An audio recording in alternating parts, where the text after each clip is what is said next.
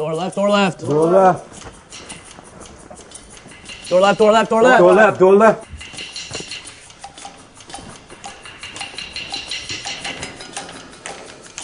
Breach.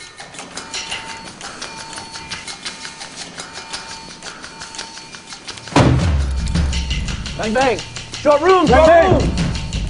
Status. One up. 2 up. Room clear. Index.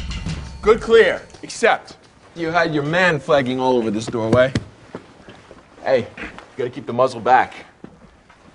Also, you never stack in a straight line going down a hallway. If there was an enemy there, you had a fatal funnel. Bang. He shoots one of you, he shoots all of you. Next time, try it with the rolling T. Listen. Sorry, man. What happened again? We'll get it next time. Bracker, recock. Yes, First Sergeant. All right, let's run it again. Move it. Give us a good run this time. We can go hot.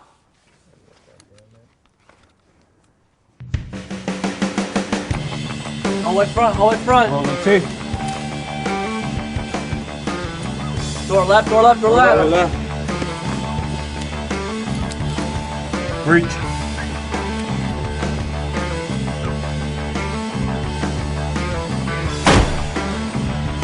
Bang, bang. Short room, short Bang, room. bang. Status. One up. 2 up. Room clear. And Dex, take it out front. We're gonna conduct an AAR. It was a nice run. You had good control. Roger. I need to see better violence of action. Roger, First Sergeant. And Flaxman, you got to clear those corners. Yes, First Sergeant.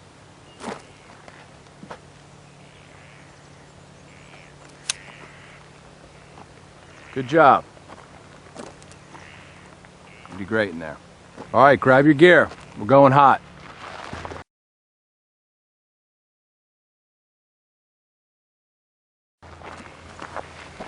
There was a good improvement in there. I like how you guys are communicating. You were conscious of your positions approaching the rooms and you executed the entry perfectly. Just remember, don't flag that doorway. Roger. Thank you, Sergeant.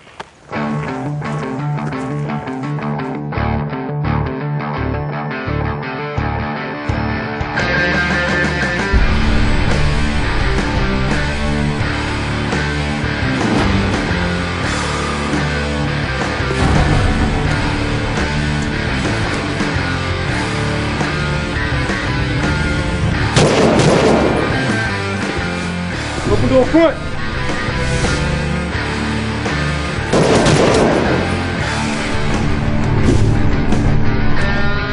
Index. Great iteration. Meet me out front for an AAR.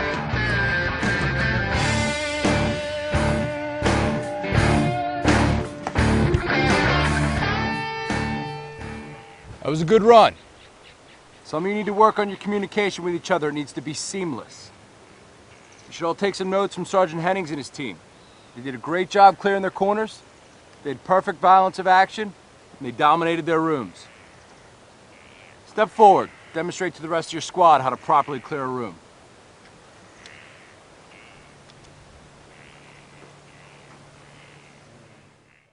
All right, so we talked about ATC, we've talked about thinking traps, we've talked about detect icebergs, and now we're going to talk about lesson number 7, which is problem solving. This problem solving can also be referenced as problem understanding.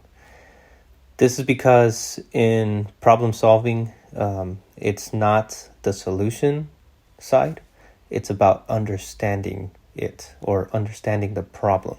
Now, this problem solving skill is going to build mental agility. This skill helps you to see things from multiple perspectives.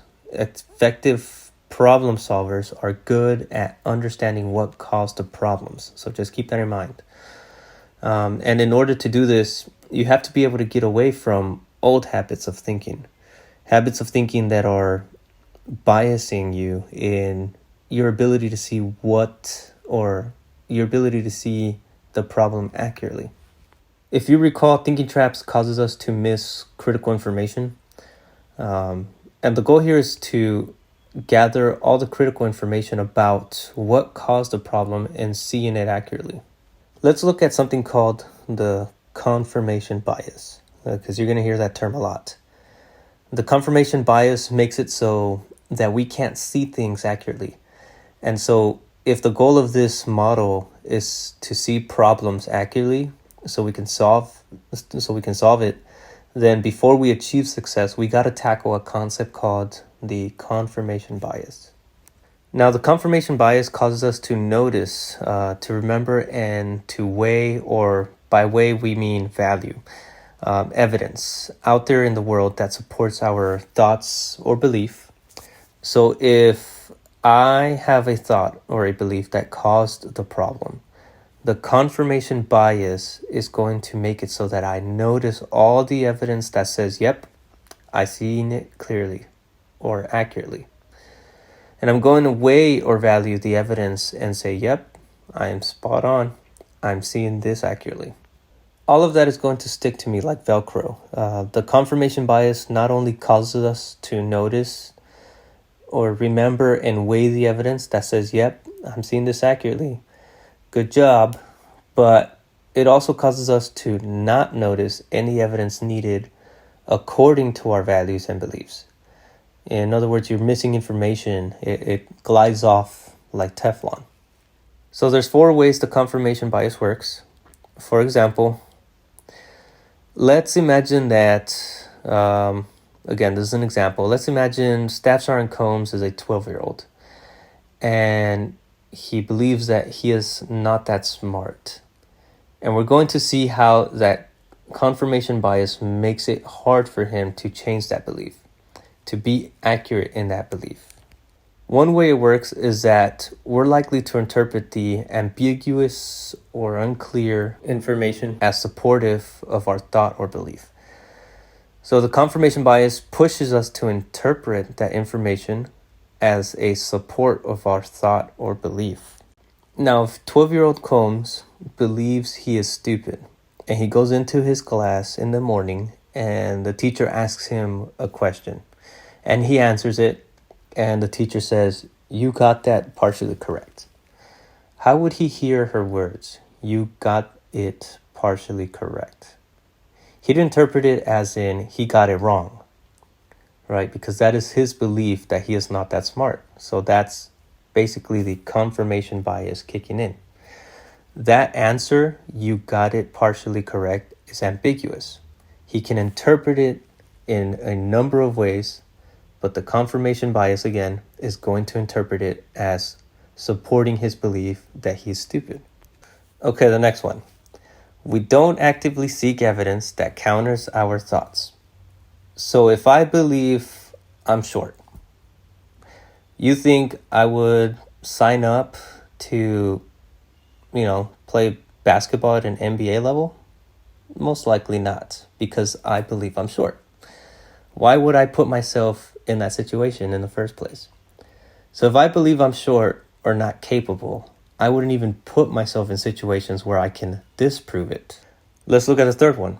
We weigh evidence for and against our thoughts differently.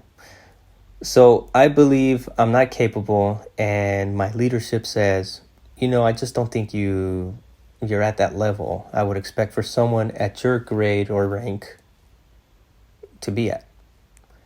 But others say to me, "You're doing a great job." So now I have 2 pieces of evidence.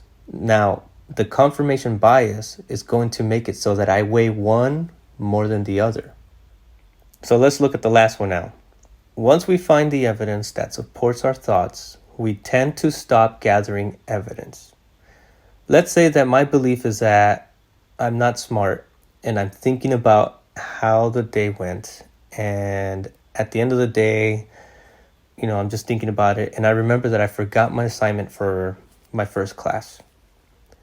I would tell myself, "See, I'm dumb," because I couldn't even remember to bring my assignment to my first class of the day. And so basically after that, I don't even continue to gather evidence to outweigh that. My mind just accepts, "Yep, you're not that smart. I forgot my assignment, and that's proof that, I'm stupid." And that's that. These 4 points are how the confirmation bias works, basically. Some things that are more important to know about the confirmation bias is that it's not intentional, and in the confirmation bias, it's not in our awareness. And so because it's not intentional and not in our awareness, guess what? It's hard to change it, right? So how can you change something that's not in our awareness? Another important thing to know is the stronger you believe something, the more powerful that confirmation bias is going to be. And the last important part is that the confirmation bias operates on counterproductive beliefs, but also operates on positive beliefs. So if I was to say I'm the best leader there ever was, and the confirmation bias will operate on that belief as well, or vice versa. If I were to say that I am the worst leader ever, my confirmation bias would say, yep, that's true, right? So basically the confirmation bias is confirming what your beliefs or values are. So good news is that there are ways to get around the confirmation bias. One is to write down what your belief or your thought is, just to get it out of your head, right? So it's good practice, just write it on a piece of paper. Strategy number 2 is to ask fair questions to gather evidence for and against your thought. Now, let's be honest. We tend to be very unfair in the questions we ask ourselves sometimes. So what makes a fair question?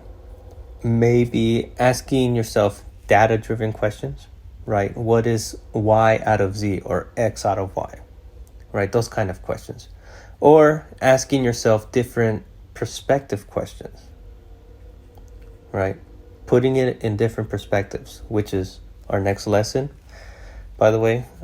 So yeah, we'll go into that even deeper in the next lesson. And then the last one is consulting with others. Another way to get out of the confirmation bias is to consult with someone else who doesn't share the same belief that you have. Now, why is this? Why is it that we shouldn't consult with someone else who has the same beliefs as us? And I'm glad you asked. And here's why. This is because if you consult with someone else who shares the same belief as you, it just reinforces the belief you already have.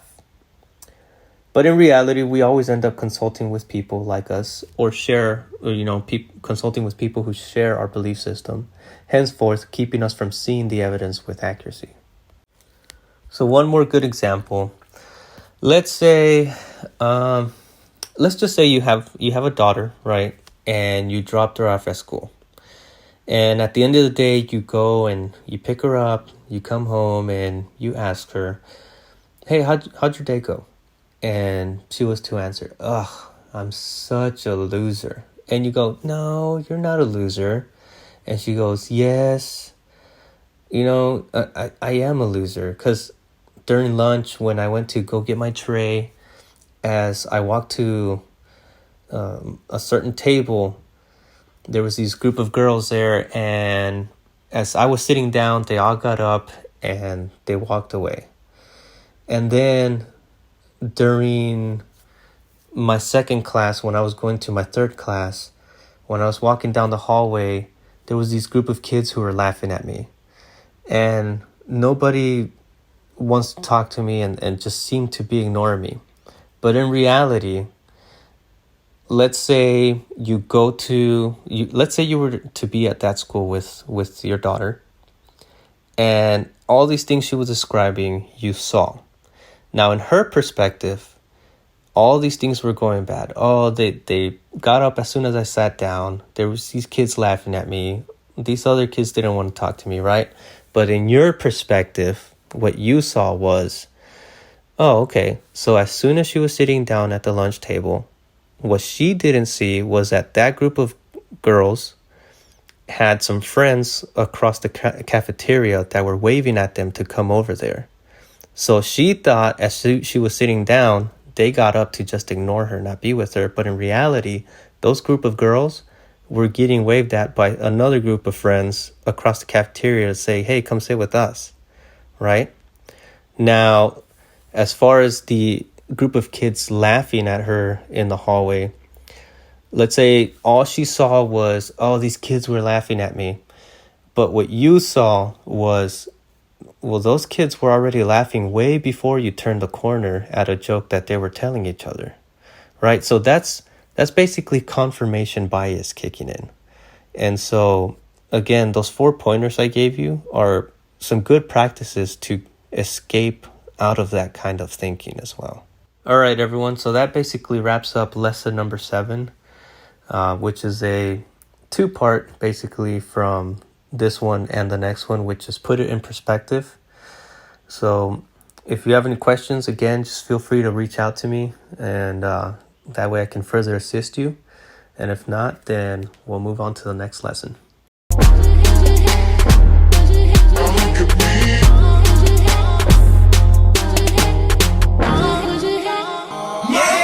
Look at me.